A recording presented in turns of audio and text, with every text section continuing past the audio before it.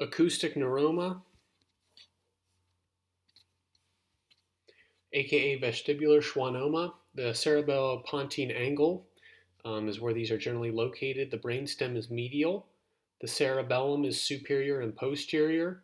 The temporal bone is lateral. The vestibular portion of cranial nerve 8 is what's involved here. NF2 is associated with bilateral vestibular schwannomas. Other nerves in the area are 7, 9, 10, and 11. Schwannoma on pathology shows a verrucate body, which is palisading nuclei around a central pink area. Distinguishing schwannomas from meningiomas, they generally do not have dural tails, and there are no calcs in acoustic neuromas, but there are often calcs in meningiomas.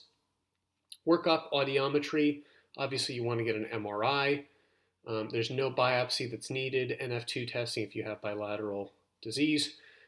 Coos classification of acoustic neuromas, Gardner-Robertson grade regarding serviceable hearing, and House-Brackman scale regarding facial nerve function. There's generally high frequency hearing loss with these. Audiogram is plotting the softest sounds that can be detected at multiple different frequencies.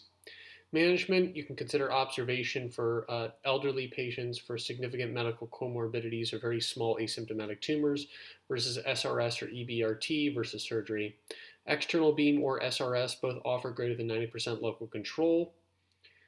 Greater than 70% hearing preservation. Gunderson says serviceable hearing rates may be higher with external beam than SRS. Alternatively, surgery, microsurgery, either a translabyrinthine or middle cranial fossa approach is appropriate. Approximately 50% have useful hearing after that, so a little bit less. Observation tumors grow approximately 2 millimeters a year, so observation is always an option in someone who has already lost their hearing. Techniques, for external beam, it's 50.4 at 1.8 gray per fraction. You contour the GTV and add a 3 to 5 millimeter margin to the PTV. There's no CTV.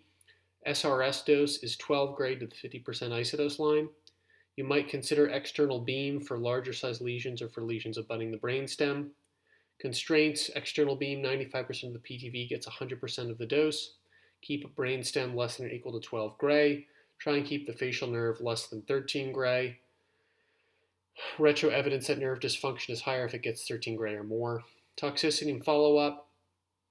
Local control is greater than 90% after SRS. Serviceable hearing is 70%. Surgery side effects include CSF leak, damage to the adjacent cranial nerve 7, infection, all less than 5%. There are higher rates of facial trigeminal neuropathy than with radiation. Radiation has a less than 10% risk of facial nerve involvement or trigem damage. There's 20 to 30% transient tumor enlargement after radiation.